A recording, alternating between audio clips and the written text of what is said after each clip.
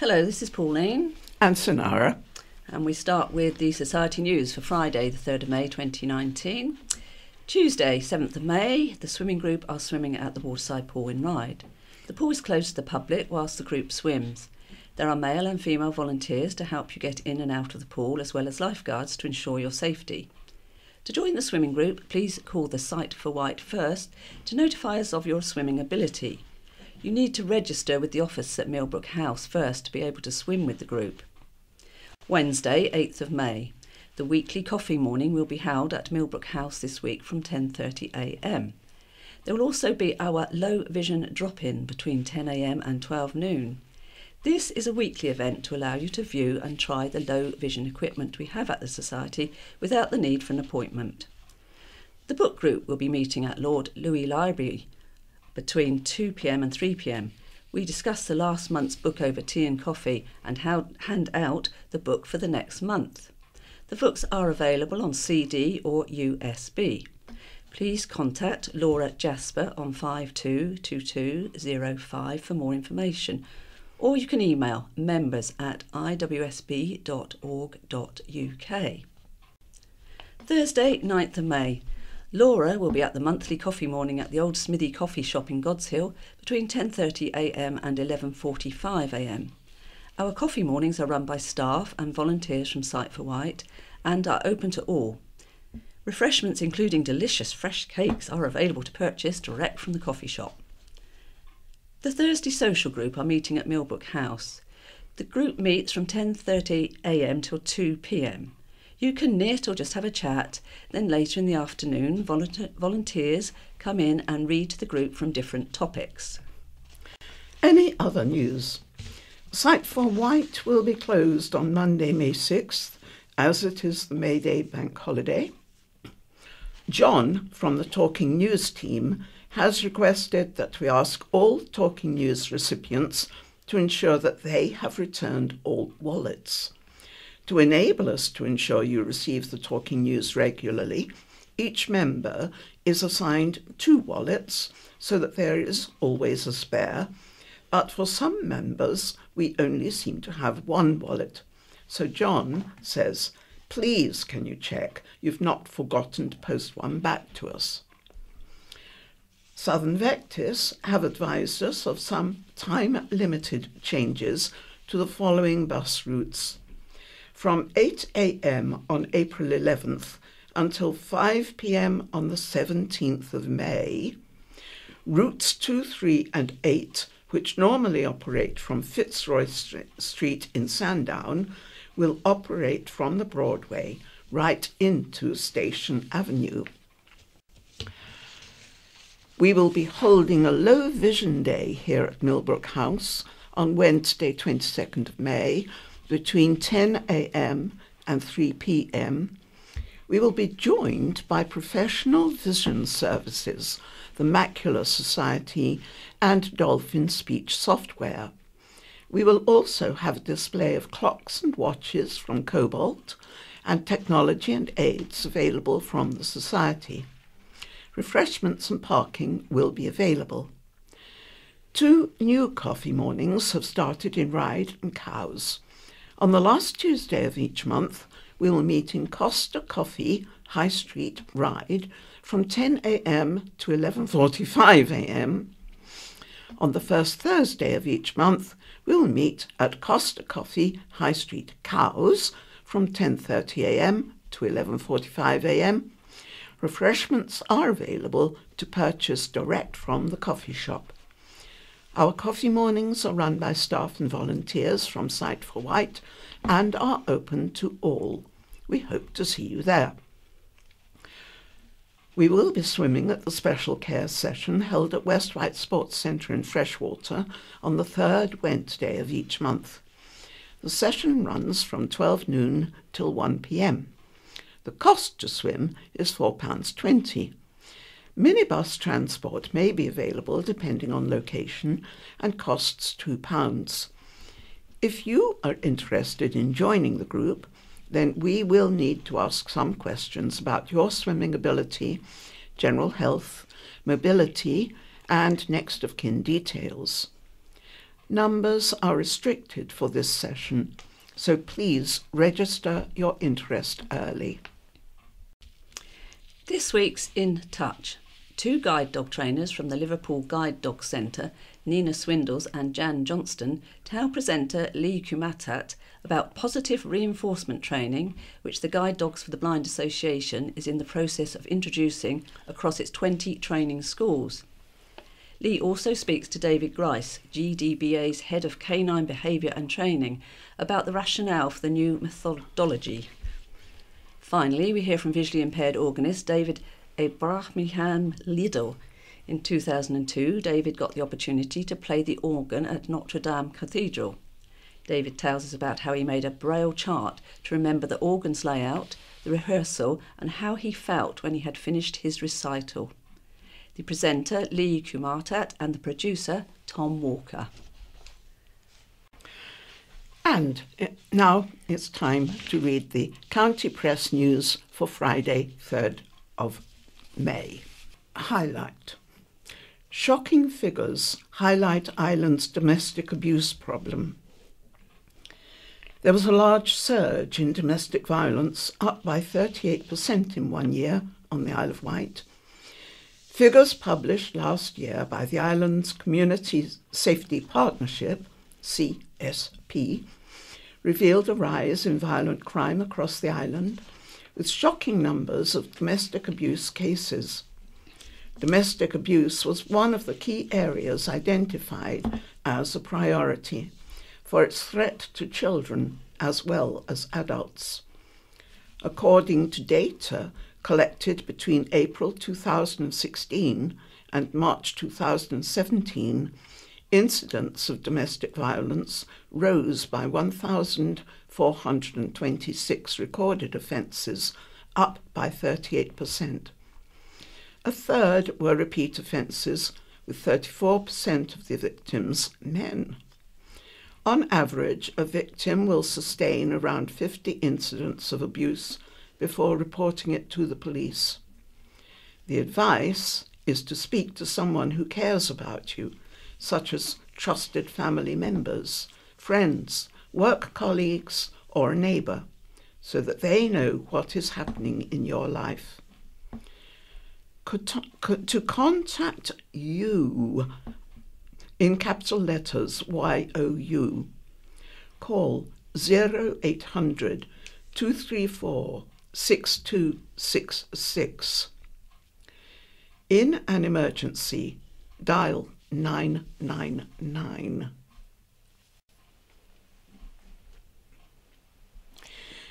And a further follow-on from that, your recovery starts with us.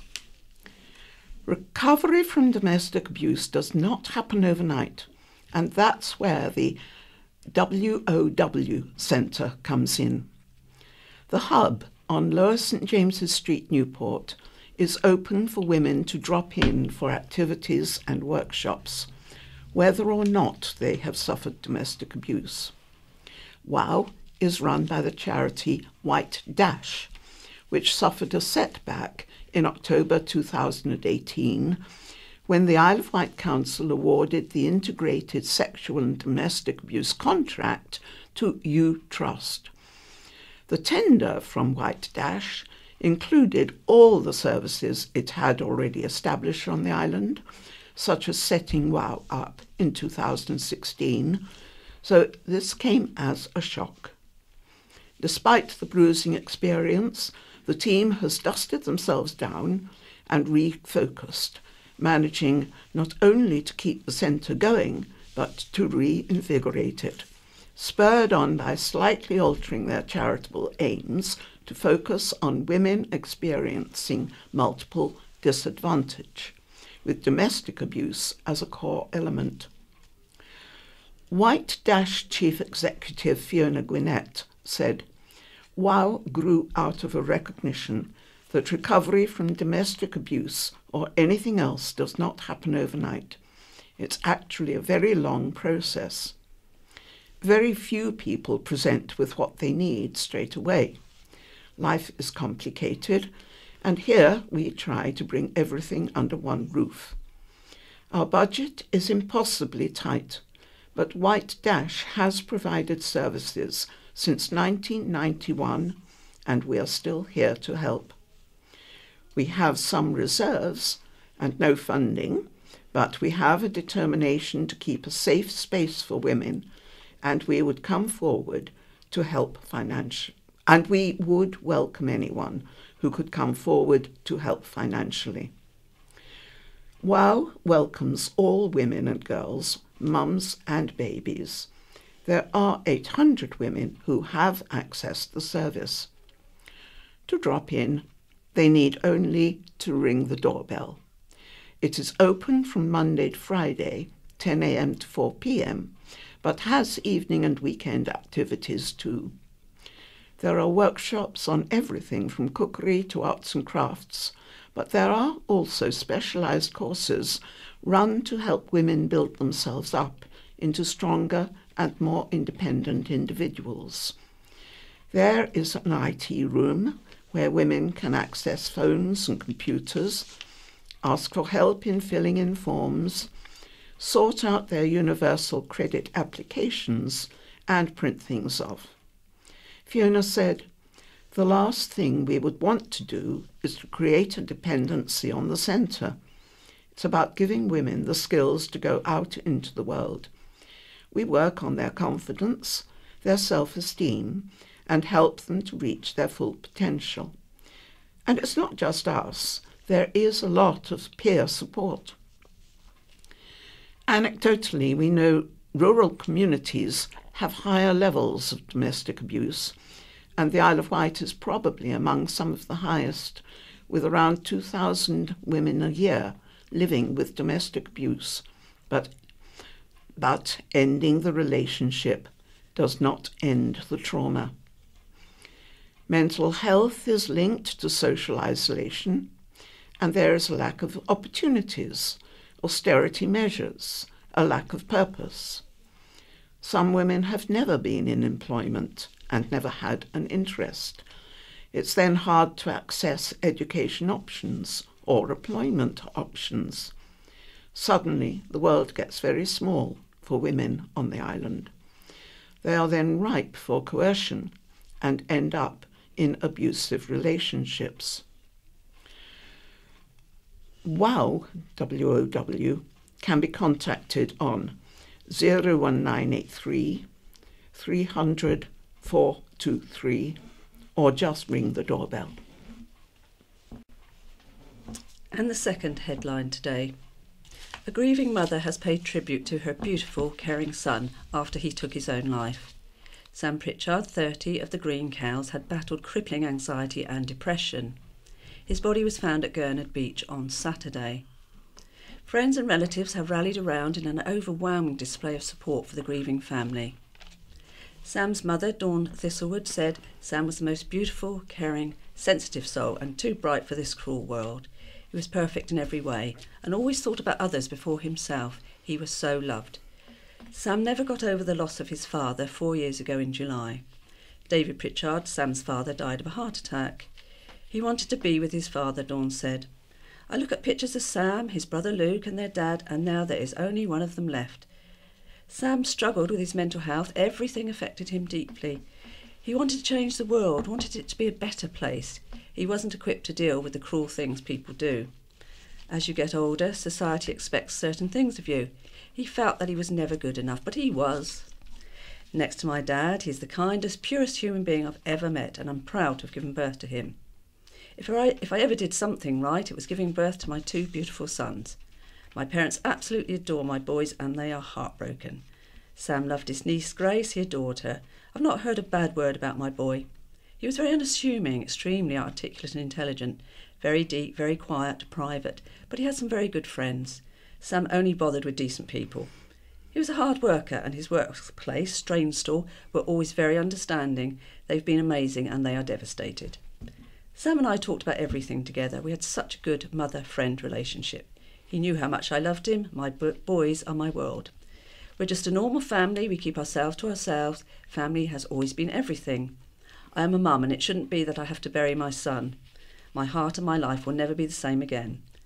Sam leaves his mum, brother Luke, niece Grace and grandparents Nanny June and Popsy, as well as many friends. Family friend Nikki Harwood started a fundraising page to raise money for Sam's funeral costs. It's already received around £6,000 in donations. Dawn said the family are totally overwhelmed with the compassion, kindness and love that were being shown. Thank you from the bottom of our broken hearts. And for anyone that needs it, for free and confidential mental health support, you can contact the Samaritans on 116 123 and they're available 24 hours a day. Harry Potter actor spotted in Ryde. Harry Potter and Life's Too Short star Warwick Davis visited the island over the weekend and was happy to snap selfies with fans. The actor and Scout ambassador visited the Hover Travel Terminal on Saturday to meet with 66 Scouts from the island's 23 troops. He posed for photos and presented a bravery award to Scout Dylan Reeves. Dylan said, "It was a huge surprise to meet Warwick. He was such a nice guy. He congratulated me on completing my gold award, and we spoke about what it was like to be a scout on the island and attend events like the Swedish National Scout Jamboree. It was a fantastic afternoon." Speaking about a previous trip to the island, Warwick said, "We spent a lovely few days here and did some paddleboarding and fossil hunting. We spoke to a paleontologist who was showing us you can walk along the beach and find fossils." He joked about a trip to God's Hill. "We visited a model village and I felt right at home here." Red Funnel's new freight ferry has been officially named after arriving in Southampton. The Red Kestrel travelled across the Solent, assisted by a tug from Camel-led River Mersey shipyard, following 14 months in development. The naming ceremony was attended by Employment Minister Alok Sharma and the Bishop of Winchester. Fran Collins, Red Funnel Chief Executive, said, "We are all very excited to have welcomed Red Kestrel to her new home. The addition of a new ship is always an exciting time for everyone at Red Funnel.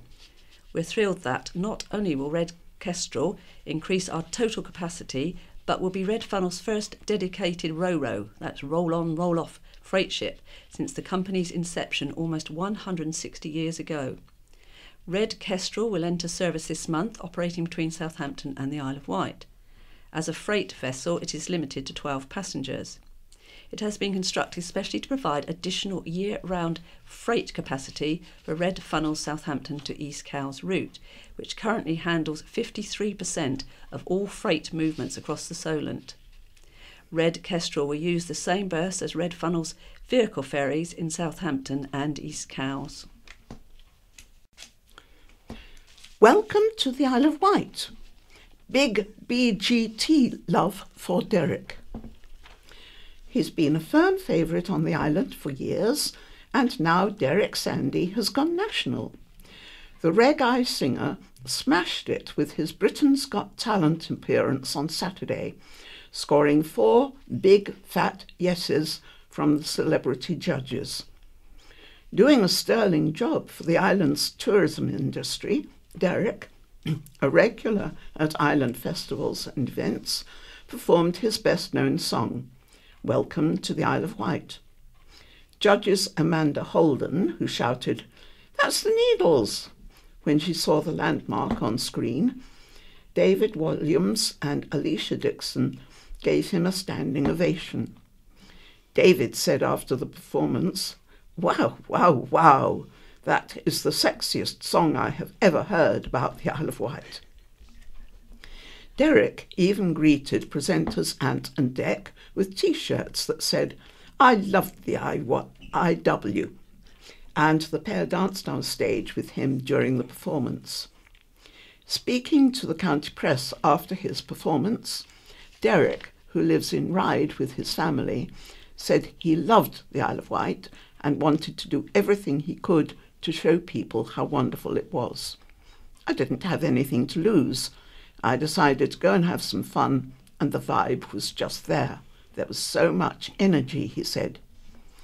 This song is the biggest song in the history of the Isle of Wight, and it's done the Isle of Wight good, so I'm very happy. When asked how he would handle his newfound celebrity status, Derek said, "People always want a piece of me, now they want more." After his performance, Simon Cowell said, "Derek, we are all going to the Isle of Wight. It's 4 yeses." Derek has now made it through to the next stage of the competition. A counterfeiter who netted more than £100,000 selling fake DVDs has been jailed by a Crown Court judge. Darren Hawken ran a website listing hundreds of fakes for sale, including football, darts and snooker matches he had simply recorded off broadcasters including Sky Sports, BT Sport, UEFA, Eurosport, ESPN and the BBC. Hawken, 49, of Oakland Gardens, Shanklin, pleaded guilty to 4 counts of making copyright articles for sale without a licence and was jailed for 18 months. The court heard he sold the copyright material through PayPal accounts to customers all over the world over a 10-year period. The sentencing followed an investigation by Isle of Wight Council Trading Standards officers who received an anonymous tip-off alleging a large-scale illegal counterfeit sport and music operation, selling sport DVDs and music CDs from a website originating from an address in Shanklin.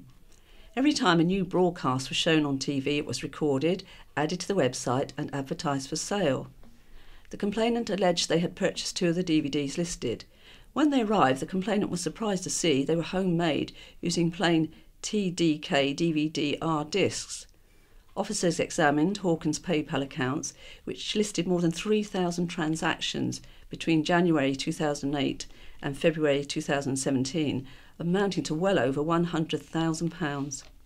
A subsequent raid on his home resulted in the seizure of 4,700 DVDs and numerous music CDs. Speaking after the hearing, Amanda Gregory, the Council's Strategic Manager for Regulatory and Community Safety Services, said, "As the sentencing judge commented, these were very serious offences committed over a long period of time and involved substantial sums of money in excess of £100,000. Immediate custodial sentences are rare in trading standards cases, but go to show how serious some of these crimes are seen. This successful prosecution sends out the message that the Council will not tolerate the sale of illegal goods to the public." Zoo, victim of hate campaign. The Isle of Wight Zoo has closed its Facebook and TripAdvisor pages following an influx of negative comments by online trolls. The zoo has come under attack by those campaigning against wildlife presenter Chris Packham, a regular visitor to the island. Speaking on Good Morning Britain this week, Chris said staff at the zoo, run by his partner Charlotte Corney, are worried the animals will be targeted. In a statement, the zoo said, "Regrettably, we have been forced temporarily to close our Facebook page due to an influx of negative and damaging activity. We apologise to all our supporters and followers who are looking for updates from us and sincerely hope to resume normal operations as soon as things have settled down." The Isle of Wight Zoo is proud to be the home of the Wild Heart Trust, an independent charity dedicated to the rescue and rehabilitation of a variety of animals.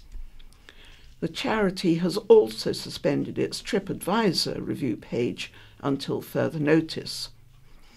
The Countryfile star has been harassed with people hanging dead birds from his gate and sending him human excrement in the post. He has also been the target of death threats, which have been reported to the police. The incidents follow his support for a campaign against the killing of birds such as crows and jays. The British Association for Shooting and Conservation condemned the threats. Chris said, "Take aim at me, but leave all of the charities and all the other businesses I work with out of it." Campaigners will march through Newport this weekend to demand action on climate change.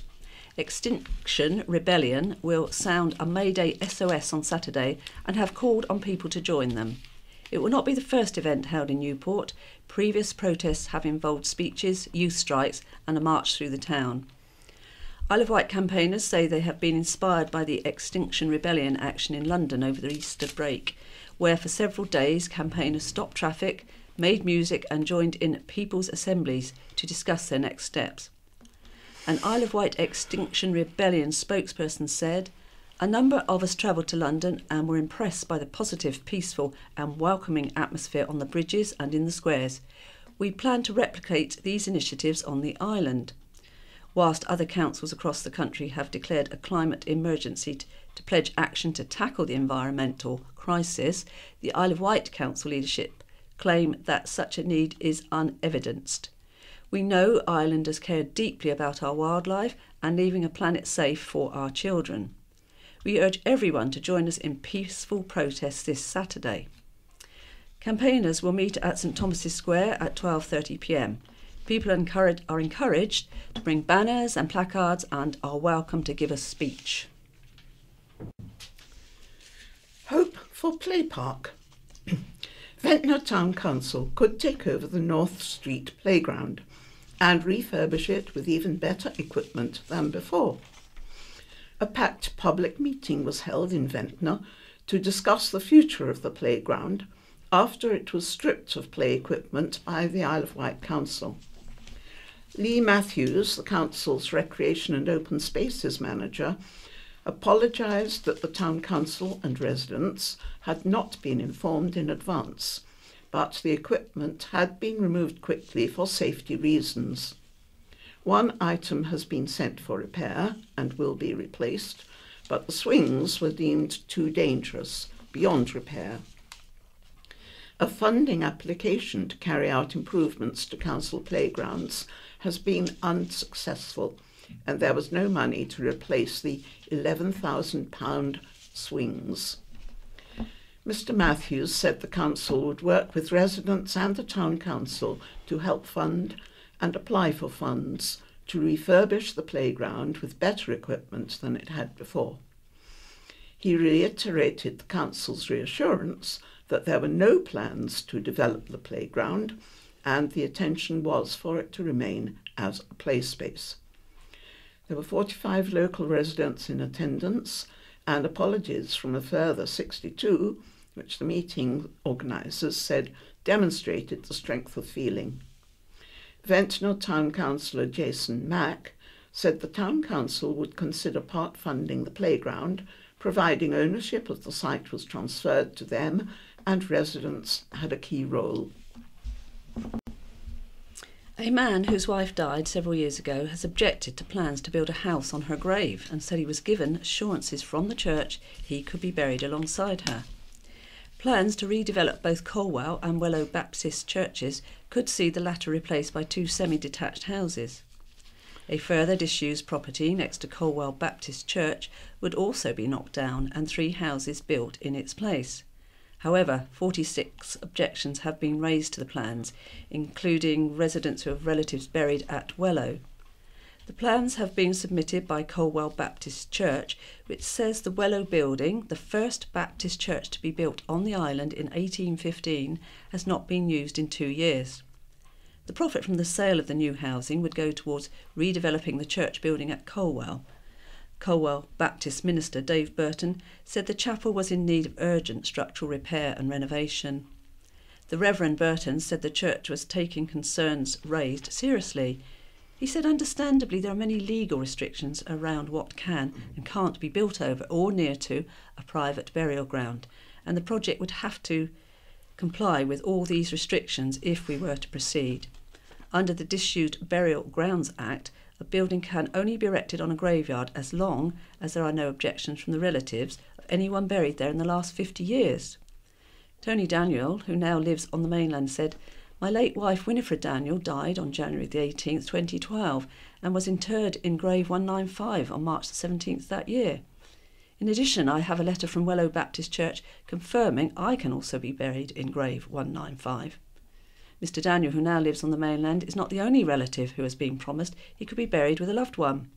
Susan Argio from Newport said, "My nan, Sylvia Fitzgerald, was buried here in 2010, and my granddad has a letter giving him permission to be buried with her. This is already causing the family upset, my granddad especially. I feel very sad that this is even being considered due to the amount of pain it is causing." Colin Wilcox from Bryston discovered he had family buried at the church after researching his family history.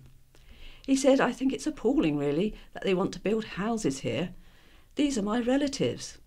The Reverend Burton said, "The development company involved in the project are no strangers to the complexity of church renovations, and we're confident that agreeable responses to the concerns of the relatives of those interred at Wellow could be reached." Lessons must be learnt. The family of a young Shanklin man who died of meningitis have spoken out, saying no lessons have been learnt from his death. An inquest was held into his death, which concluded that he died of natural causes. However, the family say lessons should be learnt by the 999 triage system, which assessed his call when he was screaming in pain as a lower-level emergency. Christopher Davey, 23, of Carter Avenue, Shanklin, began feeling ill on Saturday, October the 6th. He was hunched up with a stiff neck, vomiting, and had a severe headache. His sister, Tony Davey Tiller, phoned an ambulance, which arrived at around 9 a.m., but the ambulance staff decided he did not need to be taken to hospital as his symptoms were indicative of flu. However, as his symptoms worsened, Tony phoned 999 again later in the day, but was told an ambulance could not be sent out immediately, and an ambulance could take 2 hours to reach them.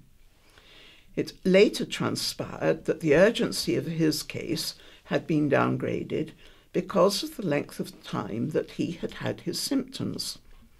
Eventually, Tony and her husband decided they could not wait any longer as Christopher started having a seizure, so they carried him to the car and drove him to hospital themselves. When he arrived at hospital, emergency staff immediately suspected meningitis, intubated him, and put him into an induced coma. He never woke up. The inquest heard that if another patient called with the same symptoms, the same response would be given.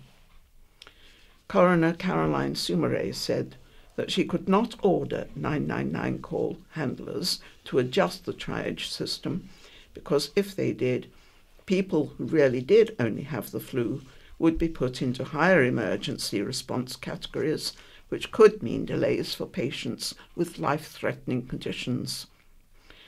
Tony David Tiller said, "As a family, we are disappointed with the outcome of the inquest. Although this process is not about blame, it should be about how to move forward. Ever since Christopher's death, we've maintained that we do not blame anyone but the system. However, it is sad that it was found that there is nothing to learn and no changes have been or will be made. This means that if in the future, if somebody were to call with similar circumstances to Chris, then they would die, and Chris's death would have been for nothing, something we have been campaigning so hard against. More lives shouldn't be lost or put at risk this way, yet there are no lessons learnt. We will continue to campaign, though, to highlight the symptoms of meningitis and how quickly things can change. Christopher's life and death will mean something." A team of island inventors have designed a portable wind-powered phone charger, and they need investors to make it a reality. The Giga, that's Giga Turbine, can be used to charge USB devices, including phones, tablets, cameras, GPS trackers and smartwatches anywhere and at any time. It has been designed by a team of inventors and engineers in their late teens and early 20s, working right here on the island at Wynwood Engineering in Rookley. The 7-strong team includes 2 engineering apprentices from the Isle of Wight College. Chief Technology Officer Robert Ketlerty said the turbine would enable people to keep their devices charged for weeks while hiking, biking, camping or travelling. The trick, he said, was using a horizontal axis wind turbine configured specifically to harness low-energy wind and convert it into electricity. Former Sandown High School student Robert, 22, who lives in Shanklin, has always been a keen inventor and spent most of his high school years in the tech room, taking things apart and putting them back together to see how they worked. Winwood Engineering was established just 2 years ago to produce wind turbines for countries in the developing world. Its other products are designed to provide power to marine installations and remote electrical equipment. The Giga Turbine is the smallest turbine designed by the company. Robert said, "We're pleased with the response to the Giga Turbine so far. We have pre-orders from around the world, including Japan." The company has launched a Kickstarter appeal to raise the £20,000 needed to manufacture the Giga Turbine. With less than a week to go before the deadline, they've already received half that amount. Helicopter rescue. A helicopter rescue operation was launched on Tuesday night after a woman fell into Grange Chine while climbing the cliff path. Paramedics were unable to reach the woman as she lay injured in the chine near Bryston and called the Needles Coast Guard rescue team for help shortly after 9:30 p.m. However, due to the terrain, it was deemed too dangerous to try to rescue her on foot. The Coast Guard helicopter was called to winch her to safety and take her to hospital. And that's the end of the first half of the County Press, so it's goodbye from Pauline. And goodbye from Sinara. Hello, this is Lester. And hello, this is Lynn. And we start, as usual, with the readers' letters. And the first one is "Keep testing our driving abilities," and it's from Dave Williams in Newport. How interesting your 57-year-old correspondent in discussing at what age drivers could conceivably be tested on their competence to be driving on public roads has come to the arbitrary view that 70, some 13 years hence, would be an appropriate age. Why? The truth of the matter is, whether young or old, if we haven't taken a driving test in the last 5 to 10 years, we don't truly know whether we are fit to drive or not. I believe there are many drivers, including those of 57 and under, who would be extremely nervous about retaking a driving test. As an older driver, I cite such things as experience, lack of excessive speed, etc., in defence of my own driving ability and fully believe I am safe to drive on the roads. But then I would say that, wouldn't I? A suggestion, and this is a suggestion from a friend when we were recently discussing driving matters, is that every 5 years we all take a test to check our reactions and our ability to apply sufficient pressure on the brakes in an emergency. This would apply to all qualified drivers, regardless of age. And now something in the air. From Gary Buckley in Ryde. I'm growing increasingly concerned about the constant smell of cannabis in Ryde. Wherever you walk, unless there is a breeze, you can get the whiff. Between this and the alcohol club down by the bus station area, what does this say about a gateway to the island? Not to mention the possible effects it may have on the general public through passive smoking. Although very little research exists about these effects, prolonged exposure is accepted as having a mild influence on passive people. Should the public have to accept this? When will the first person be imprisoned for being under the influence without actually using the drug? Not to mention how the island could be seen from the mainland. And this from Colin Ford in Ryde. Brave New World, ? My family was firebombed out of Portsmouth early in the war, and we moved in with my mother's 2 sisters in the country near Southampton. The men were away at the war. My father was in the Royal Navy and came home once between 1940 and 1946. The night before D-Day, we had 4 Canadian troops suddenly billeted on us, and my cousins and I were allowed up to watch them cleaning their rifles. In the morning they were gone. Every year at that time I think of them and hope they survived. This year I won't be able to be at the service on South Sea Common because Donald Trump is coming and will be surrounded by steel. Is this the brave new world my father fought for? And thanks to all, from Mrs. M. Rimmel from Totland Bay. On Monday, April the 15th, I had a minor accident in Sainsburys store, Newport, which was my own fault, but I had to sit down as I felt unwell. A kind customer went for water and drew the attention of Kirsty and her staff to my predicament, and before I knew it, I found myself on the floor, apparently having been caught just before I fell. I cannot praise enough all the staff involved. I couldn't have had better attention anywhere, and wish to say thank you to all of them. I was even given a chocolate Easter bunny. So much of our care for elderly is good, and this comes from Ian Bennett, Director, Residential Care, Isle of Wight Care Partnership. It's not good to see more ill-informed opinions on the care sector from columnist Rebecca Roncoroni in the County Press 26/04/19. Yes, clearly there is bad care, but basing her opinion on 30 years experience, neglecting to mention more than 60% of care homes rated good or outstanding, ignoring the deficiencies with CQC ratings and blaming the ratings on profit motive is simply poor journalism. As those of us currently working in care understand, a CQC inspection is a snapshot in time, often focused on paperwork and based on the subjective view of an inspector. These deficiencies in inspection mean using it as a basis to argue that a whole sector is bad and the way it is funded is wrong. The Isle of Wight Care Awards receive hundreds of nominations highlighting the excellent work that goes on daily in our local care market.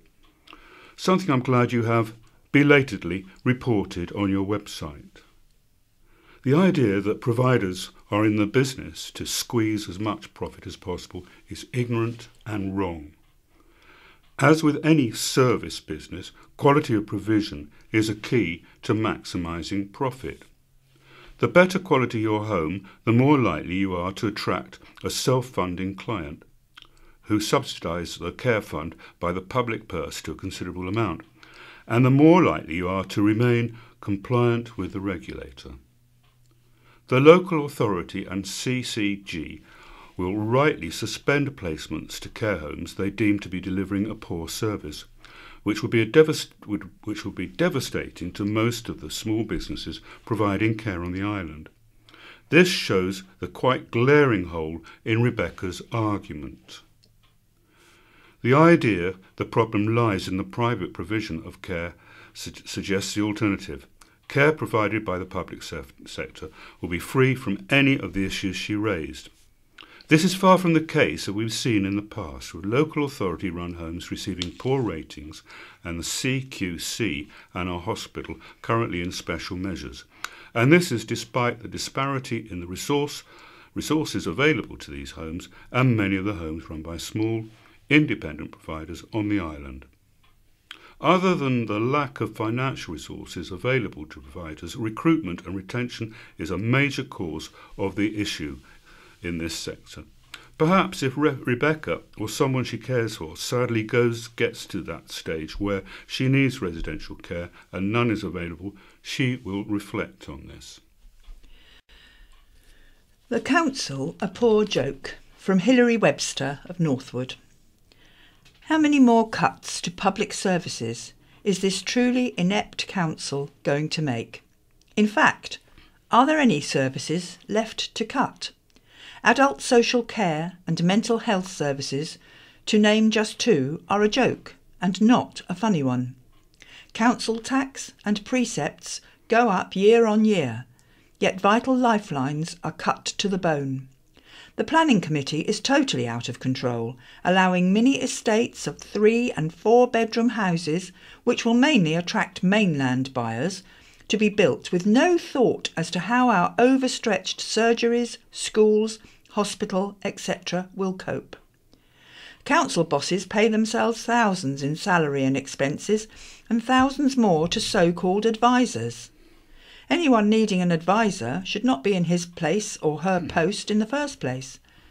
It is now time for the council to publish exactly how much revenue they take in per annum and exactly where it all goes. People's Vote, and this is from Stephen Brooks, Islanders for Europe Cows. I welcome the letter from Sam Turner, Nightmare on Downing Street, A Nation Betrayed, on the County Press 26/04/19, highlighting, as it does, in an amusing way the Brexit shambles the Tory party has dumped on Britain. But I think Theresa May is a wrong target, as she seems to be one of the few Tories working tirelessly to try and take Britain out of the EU. Rather than lampooning the PM, he should direct his satire at the Tory extremists who have time and again thwarted the withdrawal bill. I am actually grateful to these extremists who have unwittingly performed a valuable service for the nation. By keeping us in the EU, they have allowed us more time to see some of the real cost and consequences of leaving. We know that, far from providing an extra £350 million per week, leaving the EU will threaten funding and staffing of the NHS. We are already seeing some of the economic consequences of going it alone. We're already worse off, with a 20% fall in the value of the pound, rising prices, a slump in growth, and job losses in manufacturing. It seems Project Fear underestimated the consequences of leaving. Above all, we have seen Britain humiliated and made a laughingstock by delusional politicians who are more interested in personal ambition than the national interest. There is only one realistic way out of this mess, and that is to give the people a final say. A people's vote to choose between leaving under the terms of the government's withdrawal agreement or remaining in the EU. We are now much better informed on many consequences of Brexit, and we have had some experience of the 5 to 10 years of further negotiations it would entail. We also have a better appreciation of the very favourable terms we currently enjoy, such as keeping the pound and control of our borders. We need to stop wasting time on Brexit because it does not provide the answer to any of the real problems we face. In the NHS, housing, education and food banks. Remaining in the EU will allow us to seize the many opportunities to work in partnership with other nations to solve problems that require an international approach, such as climate change, controlling tech and other global giants. Putting Brexit behind us offers Britain a better future, the chance to regain our dignity as a nation and once again play a respected and leading role in the world. Taking away play equipment is the thin end of the wedge, from Veronica Giblin, Ventnor. I have lived opposite the Ventnor playground since December 1986 and have seen countless children playing there, using the equipment, making friends, playing imaginative games and increasing their confidence as they went higher on the swings or climbed another rung on the climbing frame. I also played there myself with my cousins when I was a child. The equipment there now is suitable for small children and toddlers. We are told through the media young people need to get more fresh air and they need to play outside. But our council has taken away the equipment that was mostly used by these young people. Without suitable play equipment for them, they will get bored and feel resentment they have lost this facility. Also, what happens when the toddler equipment is corroded? Will that be taken away and the playground left emptied than before? The council has a duty to the young people of Ventnor to provide these facilities for them. Now we move on to White Memories. The final days of Newport Market. The crowd is watching the last ever Newport Market, and there's a photograph of that. Today they would be standing in the aisles of Morrison's supermarket, but back in December 1983 they just witnessed a little bit of history. The last animal ever to be auctioned.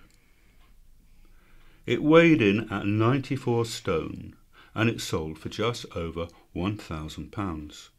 The market began life in St James's Square hundreds of years ago, but by the 1920s the number of cars on the road had led to a gridlock on market days.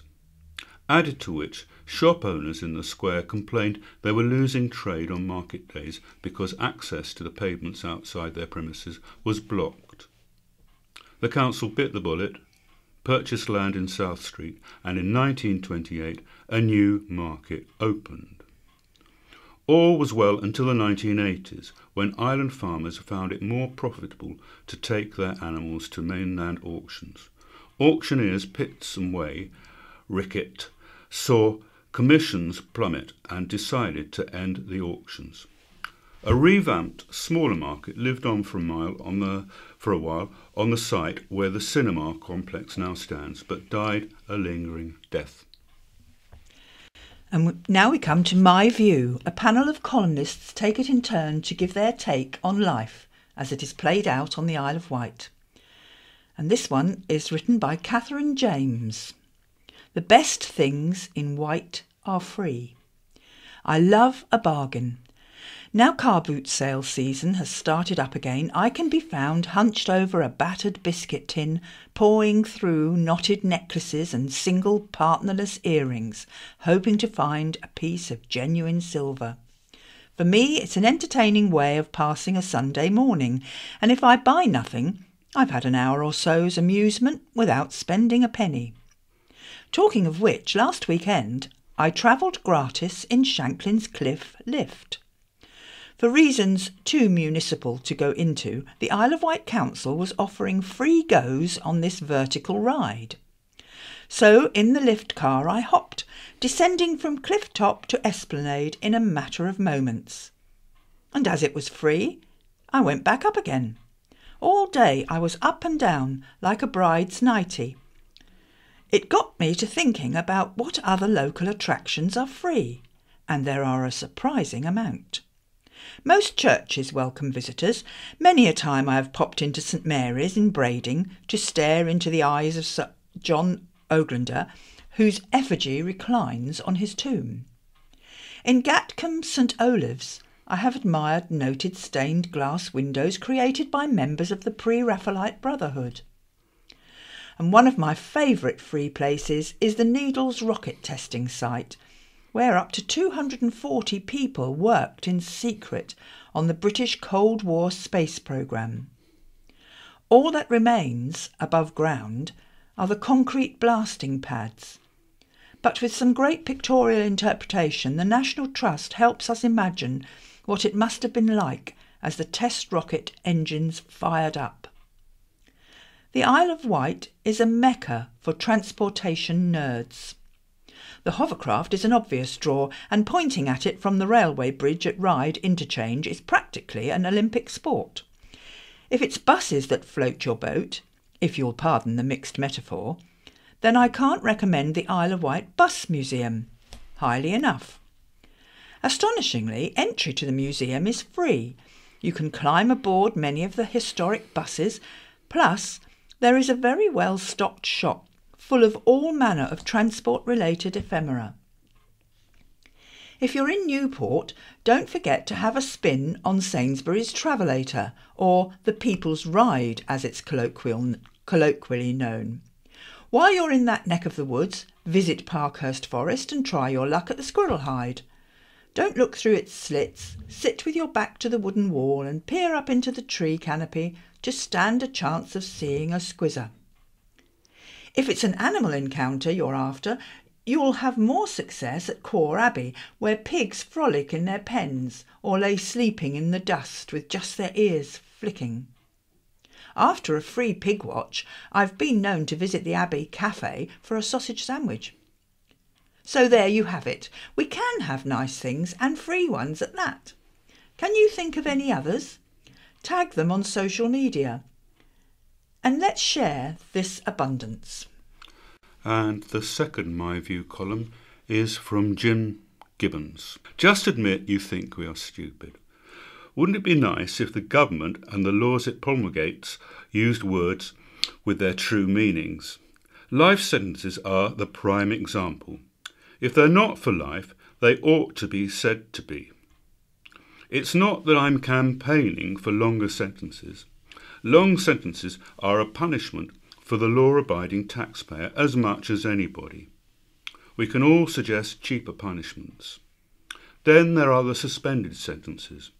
When these were brought in, many of us thought it was a good scheme, and we were appalled when it came out someone could accumulate multiple suspended sentences one after the other and never serve the earlier ones. If this does not bring the law into disrepute, what would? Then we have Brexit, or rather we don't. Mrs. May said Brexit means Brexit. How many times? She repeated more than 100 times we would leave the EU on March the 29th. As we now know, Brexit means remaining in the EU, and March the 29th means nothing at all. At the referendum, 75% of Conservative-held and 61% of Labour-held constituencies voted to leave, and both of these parties, in their manifestos for the subsequent general election, pledged to leave if they were elected, and have since kicked the can down the road and delayed and equivocated for 3 years. Whenever other causes have occasioned a referendum, for instance for Welsh and Scottish devolution and the Good Friday Agreement, the government of the day has obeyed the voters' instructions. This government has allowed cabinet ministers to voice and vote against the government policy and remain in the cabinet. So much for collective responsibility. Why can't the government just say, we note your decision, disagree with it, and will not obey? You're at liberty to vote us out if you prefer Mr. Corbyn. It is fashionable to call the Remainer MPs a fifth column, but a better term would be columns 1 to 4, as there are so many of them. Would it not be honest for them to say to the constituents, we are not going to vote to leave in accordance with your instructions because we think you are stupid? But for the UK to say, and keep on saying to the EU, which wants us to stay in because it likes our money, that we won't leave unless it gives us a good deal, is absurdity on stilts. The EU cannot believe its luck in dealing with a government whose idea of negotiating is to lie down and not think of England. We are a laughingstock the world over. Surely it is obvious we cannot negotiate a trade deal from within, but when we're out, we can make a deal which benefits both sides, trading on WTO terms until that is settled. Last month's quote, a game of chess is won by the player who makes the second last mistake, was the chess master Tartakova, who wrote, breathes there a man with soul so dead, who never to himself has said, this is my own, my native land. And now we're going on to some of the things that are happening locally in North, Central and East Wight. The Silver Surfers Cafe will be open between 2 and 4 on Wednesday in the Seagrove Pavilion, Seaview, for help with computer, tablet, smartphone problems. Refreshments available, £2 a session. The session will continue fortnightly until the summer break. Call Nigel Golding on 566 357 or visit www.seagrovepaviliontrust.org.uk for further information, or just turn up on the day. A community coffee and chat organised by the local church will be held at Northwood Scout Hut between 2 and 4 p.m. on Thursday. Why not join us for a free cuppa? And bring a friend. All are welcome. The Shipwreck Centre and Maritime Museum at Arraton Barnes is coming to Cowes Library. 3 sessions for adults will be held exploring the world of maritime archaeology starting on Thursday. Cost £2 per person. No need to book and refreshments available. A bazaar is held every Thursday from 9 o'clock until noon at Bembridge Village Hall. Stalls include handmade crochet and knitting, handmade cards, homemade jams, marmalades, chutneys, cakes and biscuits, handmade jewellery, crafting items, linens and bunting, bric-a-brac, children's toys and more. Refreshments served, free entry with donations to help the heroes. And we move on to the south and west, which covers Sandown, Shanklin, Ventnor, Brading, Freshwater, Yarmouth, Totland and Bryston. Firstly, South Wight. Due to a bereavement, the Pepperpot players have cancelled their performance of murder mystery Death in High Heels, which were due to be held on Friday, May the 17th and Saturday, May the 18th at Knighton Village Hall. That's a cancellation. Action on hearing loss will be at Grove House Surgery, Albert Street, Ventnor, and it's between 2 p.m. and 3:30 p.m. on Wednesday for its monthly drop-in session. A drop-in will also be held at Arthur Webster Clinic, Landguard, Manor Road, Shanklin, between 10 a.m. and noon next Friday, May the 10th. Come along for advice, batteries, cleaning and retubing of NHS hearing aids. No appointment is necessary, and for more information you can call 529 533.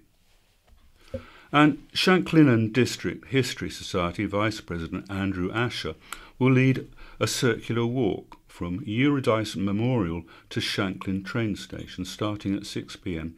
on Wednesday, May the 8th. Meet at the County Ground, Green Lane. The walk will cover 2.5 miles in around 2 hours. All welcome. There'll be a collection for charity. A year of celebrations marking the 150th anniversary of the consecration of St Saviour on the Cliff, Shanklin, will start on Tuesday with a solemn mass of thanksgiving at 6:30 p.m. and all are welcome to this. And Shanklin Men in Sheds is open between 10 a.m. and 4 p.m. on Monday, Wednesday and Friday at the Wood Workshop at YMCA, Winchester House. New joiners, in brackets 50 plus, meet on Monday 2 p.m. to 4 p.m. and there's free parking there. The weekly indoor market of Ventnor Winter Gardens has resumed for the summer months. The market features a wide range of local stalls and runs each Wednesday from 10 a.m. to 4 p.m. Stalls include handbags, vinyl, vintage collectibles, clothes and foodstuffs. And there's a bingo night, and it's held at Upper Ventnor Community Association, St Margaret's Hall, Upper Ventnor, on Thursday at 7:30 p.m. Gospel Hall, Landguard Road, Shanklin, holds a free coffee morning on Wednesdays at 10:30 a.m. And also there's another coffee morning, and it's held at Sandown Methodist Church on Tuesday from 10:15 to 11:30 a.m. Brading Drama Group meets at Brading Town Hall on Friday between 7:30 and 9:30 p.m. White Seated Exercise meet at Brading Methodist Church on Wednesday between 2 p.m. and 3 p.m. Get fit in a fun, social environment. It's £3 per session and that includes refreshment. And you can get further details from Lucy, telephone number 07561 114 143. Shanklin Community Library runs its Keep Calm and Carry On sewing session every Wednesday between 10 a.m. and noon, and a calming colouring club on Friday afternoons from 1:45 p.m. All welcome, with both sessions offering refreshments for a small donation. The Old School Cafe at Brading Youth and Community Centre is open from 10 a.m. every Monday and Friday. Enjoy a game of pool, play darts, research your family history and meet new friends. And it's dog friendly. We move on to West Wight now. JC's Gypsy Jazz Band will be playing a fundraising concert for the Friends of Freshwater Library at the library next Friday, and that's May the 10th at 7 p.m. Tickets are £7, bookable online or pay at the door. Wine and nibbles for a donation. Tickets are on sale for a benefit concert to support Uzima, that's Uzima, Children's Centre in Kenya. Uzima Relief starring Paul Armfield, The Accelerators, Bryston Barnacles, Bertie Everston and Bay Whalers take place at Freshwater Memorial Hall on Saturday, May the 18th, and that's at 7:30 p.m. Tickets cost £7 from the cabin Freshwater. PO 41 Yarmouth, Memorial Hall and West Wight Sports and Community Centre. Time Bank is hosting a PAT session, that means portable appliance testing, at West Wight Sports and Community Centre on Wednesday between 10 a.m. and noon, and it's £1 tabletop item tested. Action on hearing loss will be at Bryston Methodist Church between 10 a.m. and noon on Tuesday for its monthly drop-in. Advice: batteries, cleaning and retubing NHS hearing aids. No appointment necessary. There is another drop-in at Freshwater Methodist Church on Thursday between 2 p.m. and 4 p.m. For more information, phone 529 533. The Magic of Great Music, presented by David Shirley, is being held at Freshwater Memorial Hall Annex on Wednesday at 2:30 p.m. This week will be a music that paints a picture with Beethoven, Rossini, Rimsky-Korsakov. It's £3 to cover hire of hall and refreshments. Shalfleet Shanty Singers is giving a concert of sea songs and shanties at Porchfield Village Hall next Saturday, May the 11th, between 7:30 and 10 p.m. Admission is by ticket only, £7 to include a light supper. On sale at Shalfleet Village stores, Sportsman's Rest, Porchfield, Harwood's and Holdings, Yarmouth, or from Martin Waite 531 548. Raffle and bar facilities are available. Selection of shrubs and perennials is available from Mick and Ros Dennison at Cherry Trees, Madeira Lane off Colwell Road. Donation to Prostate Cancer Charity. And finally, Freshwater Short Mat Bowls Club has vacancies for anyone interested in playing. They meet at Freshwater Memorial Hall every Thursday between 1:30 p.m. and 4:15 p.m. with tea or coffee.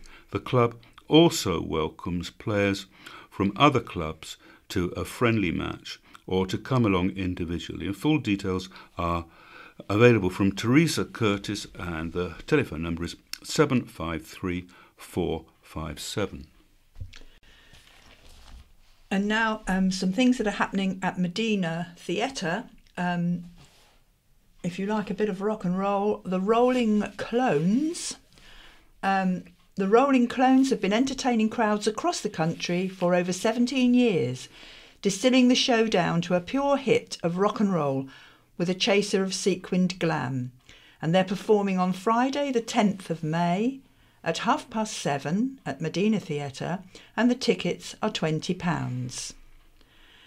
And if you like comedy, Gary Delaney, a Mock the Week regular and recent star of the new Live at the Apollo series, is performing. Gary's shows are renowned in the business for a near unrivalled volume of high-class gags. You should expect no different from this highly acclaimed show. Please note that Coolio will not be appearing. Gary Delaney is performing on Friday the 17th of May at 7:30, and the tickets are £17. And don't forget that if you book by telephone and ask for row K, you will encounter no steps. And our own reading group meets next at Lord Louis Library on Wednesday the 8th between 2 and 3 o'clock. Now we've got a dog-friendly room, and you can come at 1:45, and also we can help you to the nearby buses after we finish at 3 o'clock.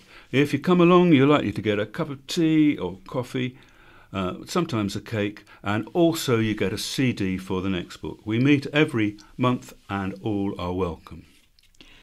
British champ Henry. Henry McCluckie further enhanced his already glowing reputation as an athlete by winning the Under-17 British Road Race Championship. The race, held at the London Marathon venue, made use of part of the event's iconic route, with its famous finishing straight along the Mall.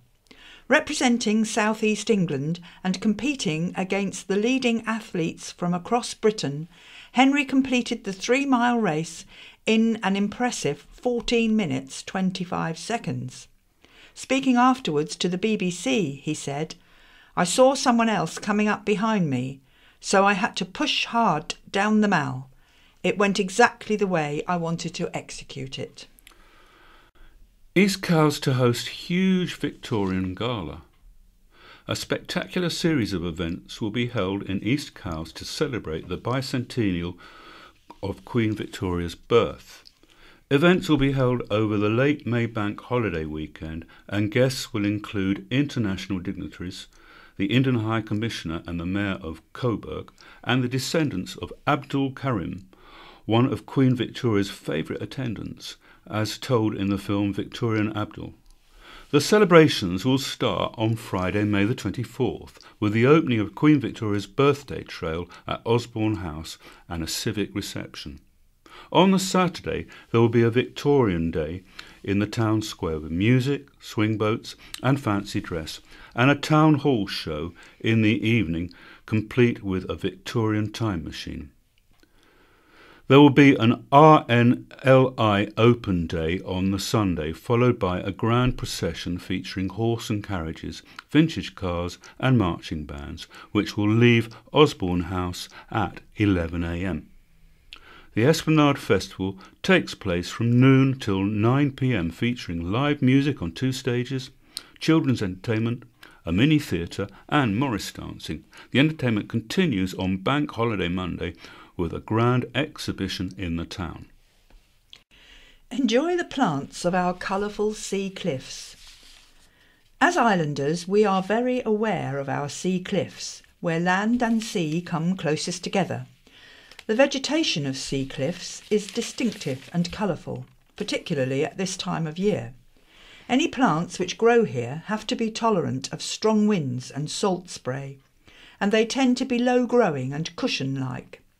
Sea pink, or thrift, is a superlative beauty of sea cliffs, with a profusion of pink flower heads carried on wiry stems. It grows in suitable places all around our coastline, but the display at Freshwater Bay is well known and popular with photographers. Thrift was already a garden favourite in the 16th century for the bordering up of beds and banks. From garden edgings and seaside holidays, thrift is familiar enough to have been chosen for a punning emblem on the 12-sided threepenny bit of George VI, which will be remembered with fondness by those of us who remember pre-decimal currency. The abundant flowers provide a good nectar source for beetles and other insects. The island's special butterfly, the Glanville fritillary, can frequently be seen feeding on the blooms. There is another pink-flowered coastal plant in flower at the moment. Rock sea spurry grows in hanging clumps and has starry pink flowers. It grows on chalk cliffs and sandy undercliffs, but it is right at the edge of its range with us. This plant is very much a feature of West Country cliffs.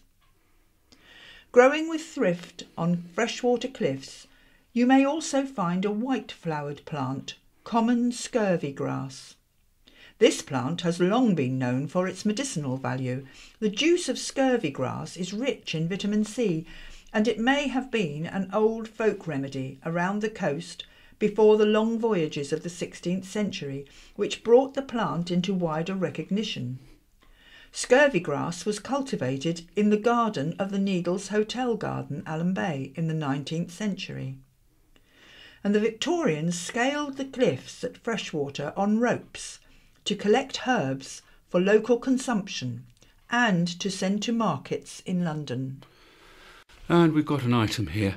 Bash to celebrate the 69 Bob Dylan Festival, which I remember very well. A one-day festival celebrate 50th anniversary of the legendary 1969 Isle of Wight Festival when Bob Dylan snubbed Woodstock for Wootton. The $1 Million Bash has been organised by the All White Now group, established to celebrate the memories, music and legacy of the three original Isle of Wight festivals of 1968, 69 and 70.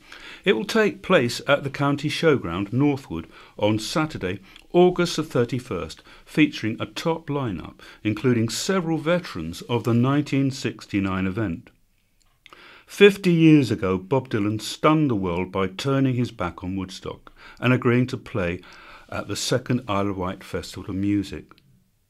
The Golden Anniversary tribute will honour the likes of Dylan, the band, The Who, the Moody Blues, Free, Joe Cocker, Julie Felix and the other acts who drew more than 150,000 fans to Woodside Bay on the east coast of the island, the biggest festival ever in the UK at the time. The $1 Million Bash will feature Dylan-centric, a talent-packed band assembled specifically for the event by Ashley Hutchings, founder member of Fairport Convention, and lauded by Dylan himself as the single most important figure in English folk music. And the acclaimed guitarist and songwriter Richard Thompson, hailed for his work with the Fairports and his partnership with Linda Thompson, is in advanced talks to appear. For rockers, there is Wishbone Ash, celebrating their own 50th anniversary this year and playing their only 2019 UK gig at the Bash. Kossoff, the band plays on, features Terry Slessor on vocals. A founder member of Free, guitarist Paul Kossoff's final band will represent Free's contribution to the 1969 festival. More main stage acts, including legendary veterans from the 1960 event, will be announced soon, along with the acoustic marquee acts. There will also be performances from leading poets, including Roger McGough. Also on site will be an exhibition of the original 1969 festival sound gear presented by Chris Hewitt's CH Vintage Audio. Among other pop-up exhibits will be a photo display including Charles Everett's festival photography. Acclaimed contemporary sculptor Guy Portelli of TV's Dragon's Den will showcase his sculpture of Bob Dylan and a glass mosaic panel featuring handprints from many festival artists. A new book, Bob Dylan and the Isle of Wight 1969, illustrated with historic photos, is to be published by Medina Publishing. Author Bill Bradshaw, an award-winning Fleet Street journalist and former County Press features editor, tells the story of the remarkable event, drawing on testimonies of those who organised it, starred in it, and the throng to witness it.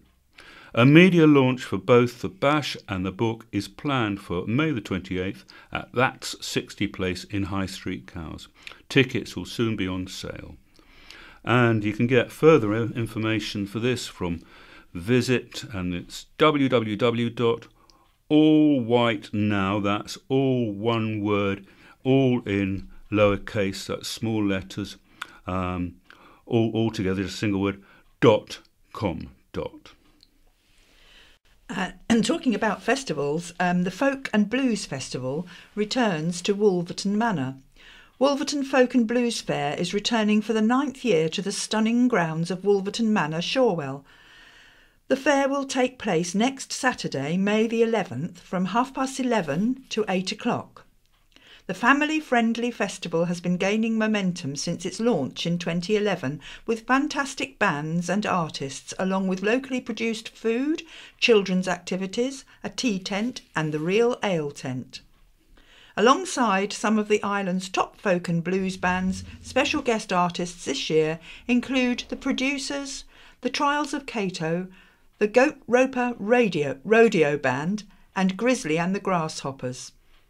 As well as the main stage, the popular Beer Tent acoustic stage will make a return this year, providing a full and varied programme. With an Isle of Wight Real Ale beer tent, tea tent, barbecue, children's activities, craft stalls, circus skills and Morris dancing, there will be plenty to see and do. The fair is in aid of leukemia research and Bryston School. Tickets cost £8 or £10 on the day. Children under 12 go free. Advance tickets are available from Waterstones in Newport, the Village Shop in Bryston, Bridlesford Lodge Farm Shop, Wottonbridge, Bryston School and the Shorewell Shop. For more information, email info@folkandblues.org.uk or visit www.folkandblues.org.uk. And have a good day. And it's goodbye from Leicester. And it's goodbye from Lynn. BBC Sounds. Music, radio, podcasts. Hello from the Guide Dogs UK Centre in Liverpool, where we'll be finding out how and why the charity is changing the way it trains its dogs. And memories of this.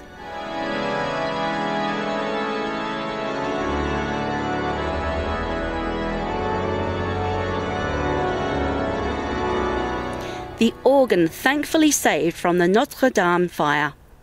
Now, developing trust between human and guide dog is the key to a successful partnership. And one way of fostering that relationship is by praising the dog when they do something good. Stands to reason. Well, when I trained with my first guide dog in Australia way back in 1995, we were taught in a way that was very black and white. For example, the dog stops at the curb as it should, give it lots of praise. The dog doesn't stop at the curb, leading you into the road. We were taught to say no in a low, firm voice, and sometimes to give a sharp jerk on the harness handle to reinforce the message that behaviour was definitely not on, especially if you felt your safety had been at risk. Since then, there's been a gentle shift away from the firm voice and the physical corrections. And when I trained with my fourth dog Frankie in London in July last year, it was very much centred on positive reinforcement training, or PRT, where the dog is given virtually no negative feedback, and instead of just lovely praise and appreciation, they are given lovely treats as well. Quite a lot of lovely treats, which does worry some people given dogs' natural tendency to scavenge and put on weight. And now this PRT is being rolled out across all guide dogs training centres. So how exactly does this training work? Trainers Nina Swindles and Jan Johnson explain more. We've come straight upstairs at the Liverpool Training Centre here at Guide Dogs, and we're going into what is called a PRT room, positive reinforcement training room, which is a bit unusual. I thought we'd be heading straight outside, but so let's go and see what's in here. Open the door. Hello. Hello. Hi. Hi, I'm Lee. Hi Lee, pleased to meet you. I'm Nina. Hi, I'm one Nina. of the guide dog trainers here at Liverpool. Nice to meet you. Hi, and I've got Pepper here with me. Is that the tail I can That's hear? what he's a very happy boy, yes. Very happy boy. What is Pepper? Pepper's a yellow Labrador male Yeah. who is 16 months old. Oh. He'll be 2 in August actually. Nina and I was two of the first guide dog trainers here at Liverpool to start the STEP programme. Right. And this is our second, we're just going up to our third cycle now on the STEP programme. So yeah, we're loving it. It is quite new, loving isn't it? Yeah. It is quite new. And do you feel it's still sort of bedding in? people still getting used to the idea? Yeah, people are getting used to it, but I think when they look at the outcome and the results of the dogs in training, you know, people are really, really impressed with the new programme. Nina and I have both been trainers for 13 years, guide dog trainers. We've done different types of training throughout the years. Both Nina and I love this STEP programme. We think it's the best training that we've seen throughout the time we've been at guide dogs. And what is the general response and reaction from guide dog owners? Guide dog owners like it. We do get asked questions like, do I have to feed the dog all the time? How long do I have to feed the dog? My answer to that is, I think a good one, which someone said to me, is, well, as long as they're working, they get the wages, which is food. When they retire, you stop getting your wages, you know. So I do like that little saying. This is Farley. Farley? Farley. Oh. You just put your hand over, you can feel... Oh, there's a fence here, a metal fence. This is a little pen. Oh, you got a pen, Farley? And he's a really big, tall lad. Oh my goodness, you're a horse. He is a horse, yeah, you can hear his tail.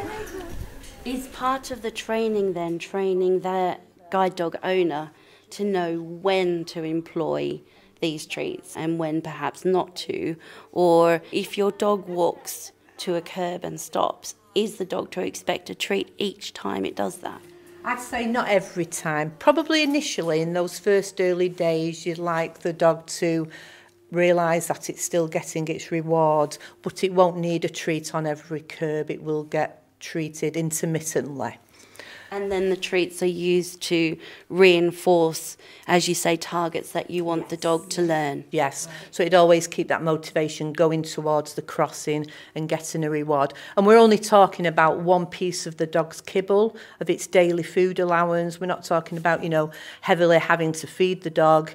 Guide dog owners will have their own treat pouch, and it will be, once the dog gets to that destination, one piece of kibble is given to the dog as a reward. The emphasis obviously is on the feeding, and we'll get on to in a moment, we'll look at how you're training the dogs with that. But I guess some people worry that the tone of voice won't matter anymore, that it's all about feeding, and that that bond that you have with your dog is based on food rather than loyalty or love or connection. You know, is that actually a fair criticism? Well, we use the clicker. So when we start off the training, we use the clicker. Alongside the clicker, we do use our voice. We use a marker word, which is yep. And that's a nice, easy word. We've chosen yep because it can't be changed too much emotionally. It's very precise to the dogs. Interesting. Yeah. And it's something a tool we can give to the guide dog owner, and they can use instead of the clicker. Some guide dog owners wouldn't like to be fumbling about with a clicker. What we've done, we've trained all the behaviours. When we get our dogs, when they first come in for training, it's very important for us as handlers to get to know the dog, to bond with the dog, to play with the dog. So it is a very, very important part of getting to know your dog. And we still encourage guide dog owners and clients, when they get the dogs, to do the same as well. Pepper is laid down on a piece of vet bedding here, and this is where he lies down to relax before we start his training session. With the bucket game, I'm going to place a bucket of food down. And what I'm waiting for Pepper to do is to actually focus on the bucket of food. Okay, that was the PRT room. So now we're going to head outside and have a look at some platform training. Okay? With the same dogs? Yes, we'll use Pepper and Farley again. Okay, we're outside now, and we're going to go over to where we've got some platforms placed. The platforms are a fairly new thing that we're using on the STEP programme, and they're a very essential tool for teaching our dogs curb work. This is a platform. It's standing up at the moment, and it's sort of covered in what feels like almost fake grass in a way, and it's just a hard kind of covered bit of wood that's covered with some foam, I guess, so that it's comfortable. Okay, I'm here with Farley now. I'm going to ask him to put his head in harness. Just going to fasten my harness up. Okay, and now I'm going to ask him forward, and he's going to walk definitely towards the platform where I'll click and I'll reinforce him, give him a treat. Okay, forward.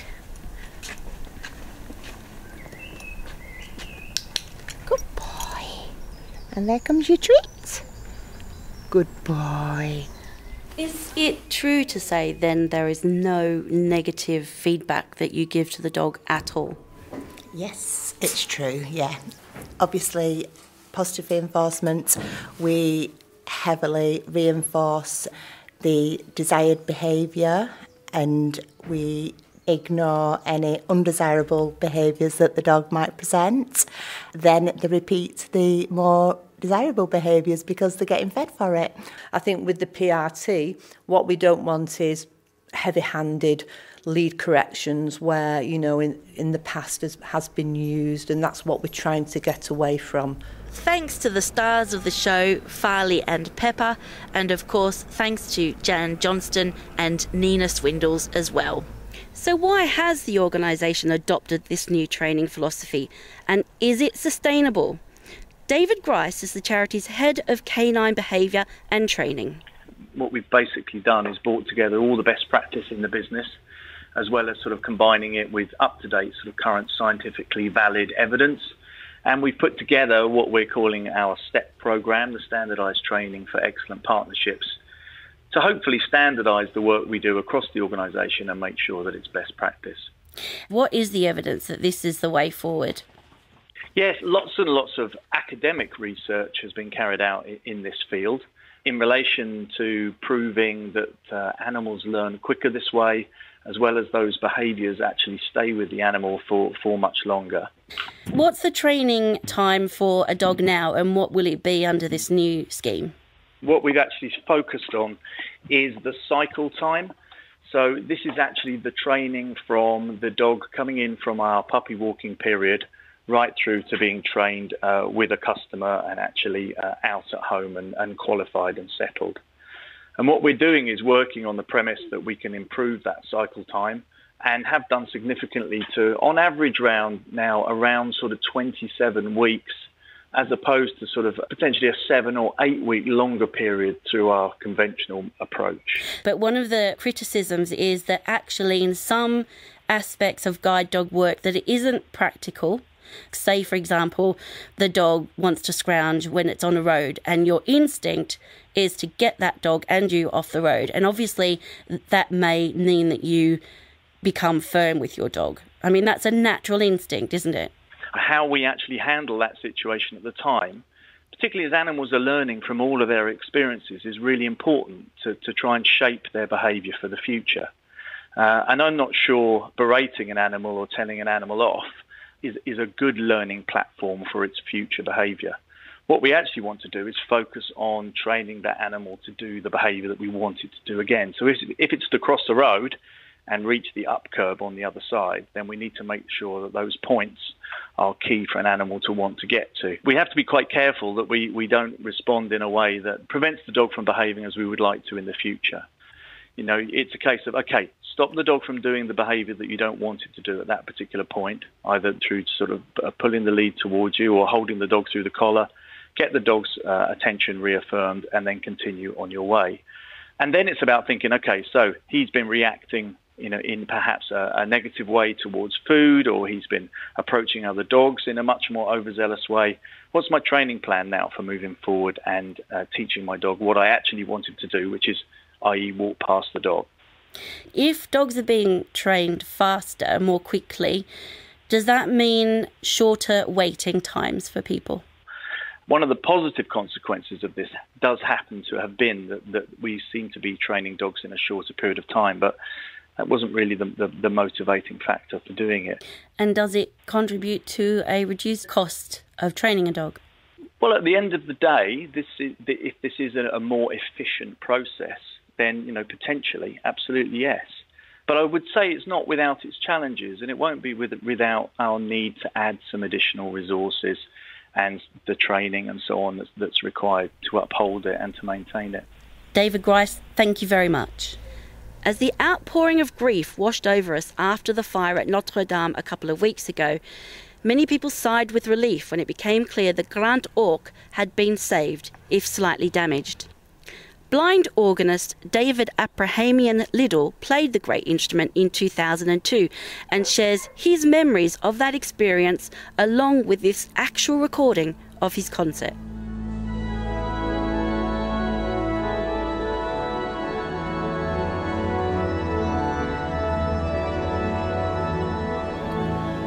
In London, I met Olivier Latry, who was one of the 4 organists of Notre Dame at that time. One of the others actually was a blind man, Jean-Pierre Leguet, with whom I corresponded in Braille for some time. But I said when I met Latry that I would love to be considered to play at Notre Dame in Paris, and he said he'd be glad to add my name to the waiting list. But he did warn me that the waiting list was up to 4 years long, so I wasn't expecting anything for quite a while, but in fact it was probably only about 2 years that I had to wait. Every visiting recitalist gets the Saturday night, I think it's about 3 or 4 hours on the Saturday night, locked in the cathedral to practice for the Sunday recital. I felt that having to get to know my way around the organ and practice my setup and practice my entire programme for my concert was a bit ambitious to do in 3 or 4 hours. So I wrote to the authorities and asked if there was any chance I could go over and have a preliminary practice. They kindly granted me that, and I went over in the November 6 months earlier and had a whole evening on the Notre Dame organ, getting to know it. Then I went back to London and I'd recorded on a memo machine my description of the organ when I was there, and so when I got home I brailled it up all in sort of chart forms. And the organ there has a playback system, an automatic playback system done digitally, which records every movement of the keys and the stops that you make. And during your practice, you are required in the contract to play your entire recital program from beginning to end without any hesitation, you know, and then they play it back to make sure they've got it. So that takes a lot of the practice time, and I think the reason for that is probably in case any of the recitalists throw a wobbly or are taken ill or something happens, they can actually make your recital play on the Sunday without you even being there. Well, it's a very emotional experience for somebody who's been playing the organ for years and learning the music of many French composers, because as you climb that spiral staircase in the southwest tower, you think of all the people who've gone up and down those stairs before you, like César Franck and Louis Vierne, who was himself organist of Notre Dame from 1900 until his death at the organ in 1937. He was partially sighted. I think the Americans would describe him as legally blind, and he learnt his music in Braille initially, although he could see if the music was written out very large. And Jean Langlais, Gaston Liters, and then my own teacher, André Marchal, all of them blind. And you know that this organ, which is very loud when you're playing it, is projecting its sound all the way down this vast building.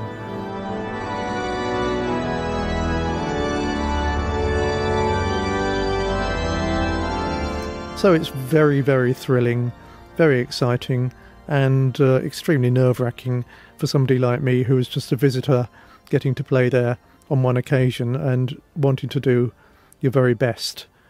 It was really like being in a trance. That's the nearest I can describe it. You are very caught up with the detail. You can't let yourself be carried away. You've got an assistant who's pressing buttons at your command, or at least that's what I did, and I think that's what most people do. It's called a sequencer button, which brings out the stops that you've set in your practice in the sequence that you want them to come in and out. So you've got all those things to think of, and the sound is just blowing your mind, and as I say, putting you into a bit of a trance, but afterwards I would say I was mentally shattered.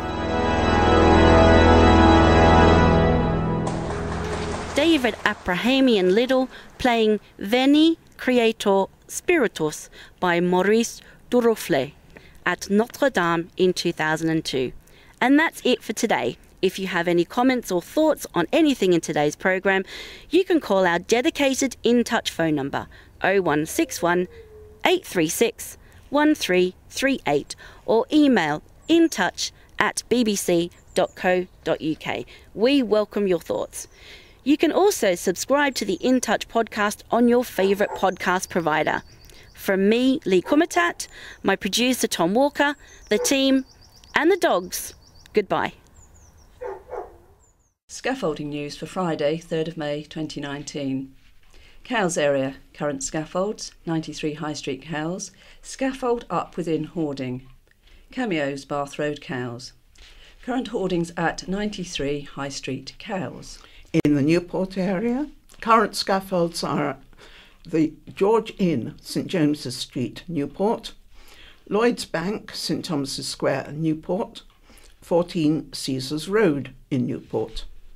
And in the Ryde area, current scaffolds, Coburg's Nightclub, Union Street, Ryde, Fowler's, 41 to 43 Union Street, Ryde, Watson, Bull and Porter, 9 High Street, Ryde, pending scaffolds at 77 High Street, Ryde, and there are current skips at Carita, Stane Road, Seaview, spaces behind 90 St Edmunds Walk, Wootton, 5 Seafield Terrace, Seafield Road, Seaview, and buildings, materials and hoardings at Car Park, Brooks Road, Bembridge, and spaces behind 90 St Edmunds Walk, Wootton. In the Sandown and Shanklin area, current scaffolds are up at Wilmar, Dorkin and Velmalmiper Cottages, Church Street, Newport Church, the Ocean Hotel Townhouses, High Street in Sandown, the Toymaster, 103 High Street, Sandown in Albion Road, Moncherie Flowers, 23 High Street, Shanklin, Ladies' Realm, 48 Regent Street, Shanklin, the Co-op in Regent Street, Shanklin, Sandown Church in Avenue Road, Sandown. Current skips are 10 and 12 Northbourne Avenue, Shanklin. Pending skips at 14 Donington Drive, Shanklin. And current hoardings at the Premier Inn, 1 to 9 Esplanade, Sandown. And in the Ventnor area, current scaffolds at the corner of Trinity Road and Madeira Road, Ventnor, 1 Boniface Road and into Trinity Road, Ventnor. Pending cherry picker, Toad Cottage, St John's Road, Wroxall. In the West Wight area, current scaffolds are up at St James's Church in St James's Street, Yarmouth, and Saxonbury, St James's Street, Yarmouth, and pending skips at 1 Willow Cottage, Queen's Road, Freshwater. And there are vehicle crossings under construction in various parts of the island, starting with Dawson, 25A Ashley Way, Bryston, 74 Howgate Road, Bembridge, 1 to 3 Yarborough Road, Wroxall, 19 Clarence Gardens, Shanklin, The Willows, 15 Cupressus Avenue, Winford, 10 Bering Road, Cowes, 7 Alfred Road, Lake, 32 Albert Road, Shanklin, 51 Worsley Road, Gurnard, and finally 72 Old Road, East Cowes.